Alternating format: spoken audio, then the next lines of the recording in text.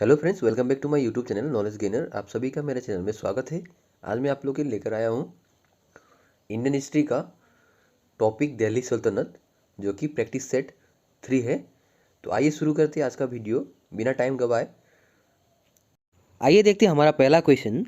In which year Delhi सल्तनत was founded, अर्थात दिल्ली सल्तनत की स्थापना किस वर्ष हुई थी। आपके ऑप्शन है ए 1400 CE, बी 1345 CE, सी 1243 CE या डी 1206 CE। यहाँ पे CE का मतलब होता है कॉमन इरा, याद रखिएगा। इस क्वेश्चन का करेक्ट आंसर होगा ऑप्शन डी 1206 CE। और एक दिलचस्प बात, और दिल्ली सल्तनत का खात्मा यानी कि एंडिंग हुआ था आपका 1526 CE में, यानी कि कॉमन इरा में लगभग 320 साल दिल्ली पर यानी कि भारत पर शासन किया था, जो कि काफ़ी ज़्यादा है।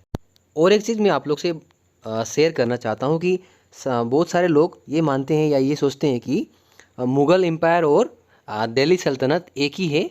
ये काफ़ी रॉन्ग, एक मतलब उन लोग का जो थिंकिंग है। याद रखिएगा, मुग़ल एम्पायर जो है वो अलग है और दिल्ली सल्तनत अलग है, क्योंकि दिल्ली सल्तनत आपका 1206 CE मतलब कॉमन इरा में शुरू हुआ था, और आपका जो मुग़ल एम्पायर है वो आपका 1526 AD से लेके आपका 1857 AD तक चला था। तो इसलिए ये काफ़ी डिफरेंट है। आगे बढ़ते अगले इंपॉर्टेंट क्वेश्चन की ओर। Question number 2, name the first dynasty of Delhi Sultanate, अर्थात दिल्ली सल्तनत के प्रथम राजवंश का नाम क्या था। आपके ऑप्शन से A slave dynasty, B Khilji dynasty, C Tughlaq dynasty या डी सईद डायनेस्टी। इस क्वेश्चन का करेक्ट आंसर होगा ऑप्शन ए स्लेब डायनेस्टी। और स्लेब डायनेस्टी को फाउंड किया था कुतुबुद्दीन ऐबक ने। और याद रखिएगा, स्लेब डायनेस्टी को मामलुक डायनेस्टी भी कहा जाता है। आइए फ्रेंड्स, देखते हैं दिल्ली सल्तनत के क्रोनोलॉजी के बारे में। अब सबसे पहले आप लोग ने जाना ही है कि कुतुबुद्दीन ऐबक ने दिल्ली सल्तनत को फाउंड किया था, और उसको हम लोग मामलुक डायनेस्टी भी बोलते हैं। और वो स्लेब ऑफ मोहम्मद घोरी, यानी कि जानते हैं आप, एक इस्लामिक एम्पायर थे। उसके बाद उन्होंने कुतुबुद्दीन ऐबक ने 1206 AD से लेके 1210 AD तक राज किया। उसके बाद उनके बड़े बेटे आराम शाह ने उनका जो बागडोर था वो संभाला, और उसके बाद 1 साल तक उन्होंने दिल्ली सल्तनत को चलाया। उसके बाद दिल्ली सल्तनत का बागडोर शमसुद्दीन इल्तुतमिश ने संभाला, जो कि कुतुबुद्दीन ऐबक के सॉन-इन-लॉ थे। उन्होंने 1211 AD से लेके 1236 AD तक दिल्ली सल्तनत को चलाया। उसके बाद दोस्तों याद रखिए, यहाँ पे जो मतलब कि दिल्ली सल्तनत का जो बागडोर था, यहाँ पे थोड़ा डगमगाया था, क्योंकि जो इल्तुतमिश के बेटे थे यानी कि रुकनुद्दीन फिरोज शाह, उनको जब ये बागडोर दिया गया था तो वो मतलब इसके काबिल नहीं थे। मतलब इसीलिए उन्होंने क्या किया, उनके पिताजी ने उन्हें जब ये बागडोर दिया, उन्होंने इसको अच्छी तरह से नहीं निभाया, और इसीलिए ये जो पोस्ट था, यानी कि जो एक राजा का जो पोस्ट था, वह मतलब पहली बार इस्लामिक जो वोमेन थी, मतलब रूलर, हम जानते हैं राजिया सुल्ताना जिसको हम कहते हैं, उनको ये बागडोर दिया गया, जो कि इल्तुतमिश की बेटी थी, और यानी कि कुतुबुद्दीन ऐबक की ग्रैंड डॉटर थी। उन्होंने 1236 AD से लेके 1240 तक दिल्ली सल्तनत को चलाया। उसके बाद इल्तुतमिश के छोटे बेटे यानी कि मुइजुद्दीन बहरान, जिनको मुइजुद्दीन बहराम बोलते हैं, उन्होंने 1240 से लेके 1242 AD तक फिर से मतलब बागडोर संभाला, जो कि उनके जो बड़े बेटे थे उन्होंने ये बागडोर तो संभाल नहीं सके, इसीलिए उनके छोटे बेटे जो थे इल्तुतमिश के, उन्होंने ये बागडोर संभाला। और उनके बाद रुकनुद्दीन फिरोज शाह के बेटे यानी कि अलाउद्दीन मसूद, जिन्होंने 1242 AD से लेके 1246 AD तक दिल्ली सल्तनत को चलाया। उसके बाद इस तरह से मतलब दिल्ली सल्तनत का जो कंटिन्यूटी था वो चलता रहा। उसके बाद रजिया के ब्रदर आए, जो कि जिनका नाम था नसीरुद्दीन मोहम्मद, जिन्होंने 1246 AD से लेके 66 AD तक ये बागडोर संभाला, और 1229 में जिनका देहांत हो गया था। उसके बाद ये जो बागडोर था, ये बागडोर घियासुद्दीन बलवान, जो कि नसीरुद्दीन मोहम्मद के फादर इन लॉ थे, उनके पास गया, और वो काफ़ी पावरफुल और मशहूर जो एक समय के मशहूर राजा बनकर उभरे थे और जिन्होंने स्लेव डायनेस्टी को थोड़ा ज़्यादा मतलब विस्तार में मतलब स्प्रेड किया था, याद रखिएगा, जिन्होंने 1266 एडी से लेके 1286 एडी तक दिल्ली सल्तनत को चलाया। उसके बाद गयासुद्दीन बलवान के जो ग्रैंडसन थे जिनका नाम था मुइजुद्दीन कायकुबाद, जो कि गयासुद्दीन बलवान के ग्रैंडसन थे, उन्होंने दिल्ली सल्तनत को 1287 से लेके 1290 एडी तक चलाया। और उसके बाद मियाजुद्दीन के बेटे यानी कायमूर, जिन्हें बागडोर दिया गया था उनके बाद, लेकिन वो भी इस सल्तनत को आगे बढ़ाने में असमर्थ रहे। तो इस तरह दिल्ली सल्तनत का जो एक 1206 से लेके 1290 का जो जर्नी था, मैंने थोड़ा विस्तार में बताया आप लोग को। आई होप आप लोग को समझ में आया होगा। आगे बढ़ते अगले क्वेश्चन की ओर। Question number 3, who was the founder of Delhi Sultanate, अर्थात दिल्ली सल्तनत के संस्थापक कौन थे? आपके ऑप्शन हैं ए कुतुबुद्दीन ऐबक, बी गयासुद्दीन, सी मोहम्मद घोरी या डी राजिया सुल्ताना। हेलो दोस्तों, ये क्वेश्चन जो है मैंने इसके बारे में ऑलरेडी क्वेश्चन नंबर 2 में डिस्कस किया हुआ है। तो इसका आंसर हो जाएगा आपका ऑप्शन ए कुतुबुद्दीन ऐबक, याद रखिएगा।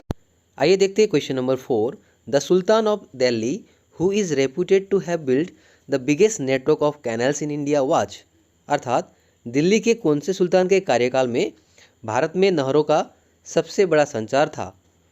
आपके ऑप्शन हैं A Shamsuddin Iltutmish, B Ghiyasuddin, C Firoz Shah Tughlaq या डी सिकंदर लोधी। इस क्वेश्चन का करेक्ट आंसर होगा ऑप्शन सी फिरोज शाह तुगलक, याद रखिएगा।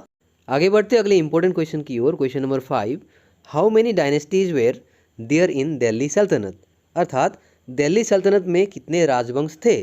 आपके ऑप्शन हैं ए 10, बी 8, सी 6 या डी 5। इस क्वेश्चन का करेक्ट आंसर होगा ऑप्शन डी 5। जी हाँ दोस्तों, दिल्ली सल्तनत में टोटल 5 डायनेस्टीज थे, जो कि मैंने एक डायनेस्टी यानी कि स्लेव डायनेस्टी और मामलुक डायनेस्टी के बारे में ऑलरेडी बता दिया है आप लोग को। तो उसके बाद जो सेकेंड डायनेस्टी है वो है आपका खिलजी डायनेस्टी, जो कि 1290 से लेके 1320 तक उनका जो दबदबा था। उसके बाद तुगलक डायनेस्टी, जो कि 1320 से लेके 1413 तक उनका जो राजकाल जो था। उसके बाद फोर्थ नंबर जो कि था सैयद डायनेस्टी, जो कि 1414 से लेके 1451 तक इसका जो दबदबा था। और उसके बाद जो अंतिम जो डायनेस्टी था वो था लोडी डायनेस्टी, जो कि 1451 से लेके 1526 तक उनका जो दबदबा जो रहा था। आगे बढ़ते अगले क्वेश्चन की ओर। Question number 6, which sultan of Delhi died while playing the chaugan, that means polo, अर्थात दिल्ली के किस सुल्तान की मृत्यु चौगोन खेलते समय हो गई थी? आपके ऑप्शन हैं ए नसीरुद्दीन मोहम्मद, बी शमसुद्दीन इल्तुतमिश, सी कुतुबुद्दीन ऐबक या डी अलाउद्दीन खिलजी। इस क्वेश्चन का करेक्ट आंसर होगा ऑप्शन सी कुतुबुद्दीन ऐबक। आइए देखते हैं question number 7, the official language of the Delhi सल्तनत वाज, अर्थात दिल्ली सल्तनत की राजभाषा कौन सी थी? आपके ऑप्शन हैं ए उर्दू, बी तुर्किश, सी हिंदी या डी पर्सियन। हेलो दोस्तों, इस क्वेश्चन का करेक्ट आंसर होगा ऑप्शन डी पर्सियन। जी हाँ दोस्तों, दिल्ली सल्तनत का तब का ऑफिशियल लैंग्वेज था पर्सियन, जो कि उस समय हर एक व्यक्ति यानी कि विशेष वो मतलब ये पर्शियन लैंग्वेज को ज़्यादा तवज्जो दे रहे थे। इसीलिए उस समय पर्शियन लैंग्वेज का वैल्यू भी ज़्यादा हो गया था और हर कोई पर्शियन लैंग्वेज में बातें या कम्युनिकेशन करने में एक्सपर्ट था। आगे बढ़ते अगले इंपॉर्टेंट क्वेश्चन की ओर। Question number 8, who build the famous Qutub Minar, अर्थात प्रसिद्ध कुतुब मीनार का निर्माण किसने करवाया था?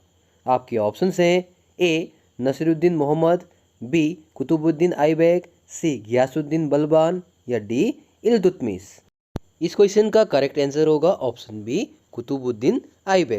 जी हाँ दोस्तों, कुतुब मीनार का निर्माण कार्य कुतुबुद्दीन ऐबक ने करवाया था। लेकिन इसमें एक दिलचस्प बात यह है कि कुतुब मीनार का जो काम था ये कंस्ट्रक्शन लगभग 1199 यानी कि 1199 एडी में शुरू हुआ, लेकिन ये काम अधूरा रहा और ये बेसमेंट तक ही काम कंप्लीट हुआ था। इसके बाद उनके जो सॉन इन लॉ थे यानी कि इल्तुतमिश, उन्होंने इस काम को आगे बढ़ाकर लगभग 1220 AD में कंप्लीट किया। तब जाकर कुतुब मीनार ने अपना ये जो आज हम लोग देख रहे हैं उसका रूप लिया। आई थिंक आप लोग को ये बात याद रहेगा। आगे बढ़ते अगले क्वेश्चन की ओर। Question number 9, who invented sitar, अर्थात सितार का आविष्कार किसने किया था? आपके ऑप्शंस हैं ए आमिर खुसरो, बी अलाउद्दीन खिलजी, सी गयासुद्दीन बलबान या डी कुतुबुद्दीन ऐबक। इस क्वेश्चन का करेक्ट आंसर होगा ऑप्शन ए अमीर Khusro.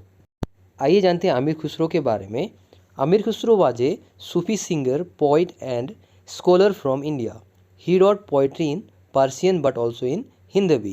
He was a mystic and a spiritual disciple of Nizamuddin Auliya of Delhi, India. He is called the father of Qawwali and also introduced the ghazal style of the song into India.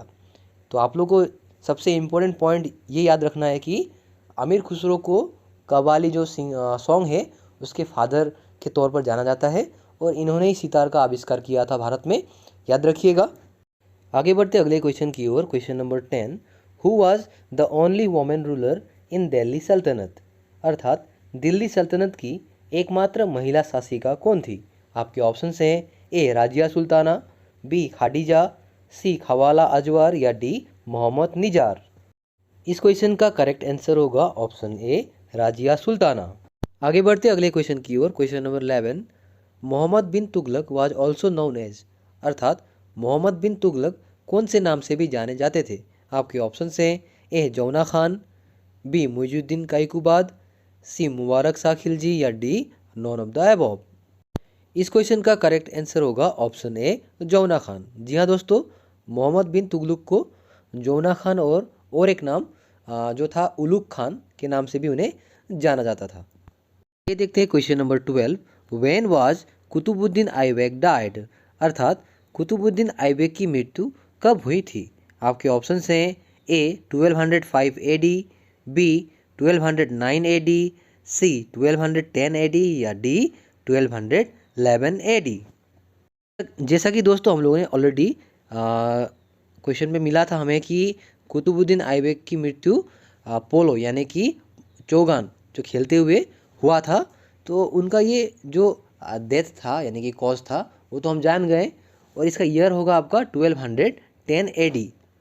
जिसके बाद मतलब उनकी मृत्यु के बाद उनके eldest son यानी कि आराम शाह जो स्लेव डायनेस्टी के राजा बने थे। आगे बढ़ते अगले क्वेश्चन की ओर। Question number 13, who build the famous Charminar, अर्थात प्रसिद्ध चार मीनार का निर्माण किसने करवाया था? आपके ऑप्शन हैं ए अलाउद्दीन खिलजी, बी कुली कुतुब शाह, सी आदिल शाह या डी फिरोज तुगलक। इस क्वेश्चन का करेक्ट आंसर होगा ऑप्शन बी कुली कुतुब शाह। आइए कुछ जानकारी चार मीनार के बारे में हम लोग जानते हैं। जैसे कि चार मीनार आप लोग जानते हैं एक हिस्टोरिकल मोनूमेंट्स है जो कि कुली कुतुब शाह ने बनवाया था, जो कि 1591 में हैदराबाद के एक शहर में बनाया था। और इसमें जो खासियत बात है, इसमें चारों जो पिलर लगे हुए हैं, चार मीनार इसका अर्थ है, तो जो पिलर्स हैं वो खलीफा यानी कैलिफ्स को मतलब कि सिम्बोलाइज करता है। और ये जो पिलर्स हैं, ये मीनर्स या पिलर्स जो भी बोल सकते हैं हम लोग, ये 48.7 मीटर्स मतलब लंबे हैं इनके हाइट्स। याद रखिएगा, ये काफ़ी इंपॉर्टेंट क्वेश्चन है, एग्जाम में हमने देखा है बार बार ये क्वेश्चन आता है, तो प्लीज़ इसको इग्नोर ना करें और इसके बारे में थोड़ा आप लोग डिटेल में जानकारी लेने का कोशिश करें। आगे बढ़ते अगले क्वेश्चन की ओर। Question number 14।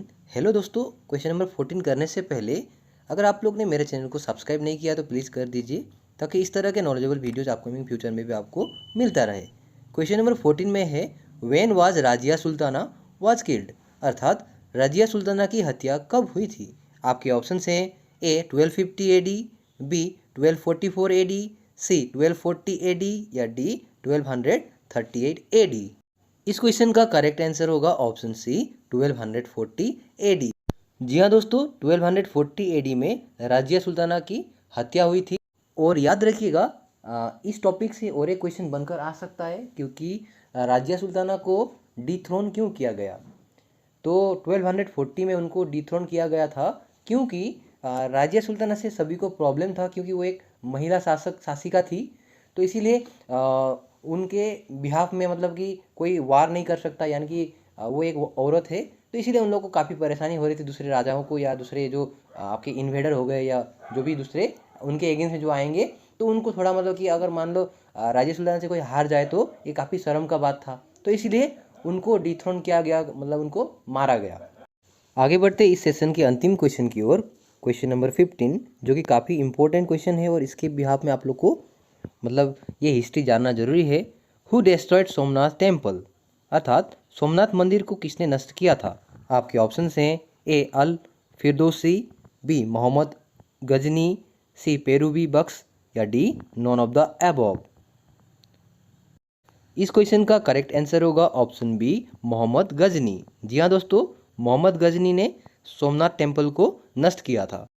और याद रखिएगा मोहम्मद गजनी के ऊपर और एक क्वेश्चन बन सकता है जो कि काफ़ी इंपॉर्टेंट है, जो कि मोहम्मद गजनी ने मल्टीपल ऑफ टाइम्स मतलब भारत में आक्रमण किया था। तो लगभग 17 टाइम्स, 17 बार भारत में उन्होंने आक्रमण किया था, जो कि 1000 AD से लेके 1024 AD तक ये जो अटैक था ये चलता रहा सिलसिला। तो उसी बीच वो जो सोमनाथ टेम्पल था गुजरात में, उसको भी उन्होंने लूट करके ले गया था। तो ये काफ़ी इम्पोर्टेंट एक क्वेश्चन बन सकता है आप लोग के लिए एग्जाम में। हेलो फ्रेंड्स, आज के लिए इतना ही, मिलते हैं अगले वीडियो में। तब तक के लिए बने रहें मेरे चैनल के साथ। Take care and all the best for your upcoming exams. अगर आप लोग ने अभी तक मेरे चैनल को सब्सक्राइब नहीं किया तो प्लीज़ कर दीजिए, ताकि इस तरह के नॉलेजेबल वीडियोज़ अपकमिंग फ्यूचर में भी आपको मिलता रहे।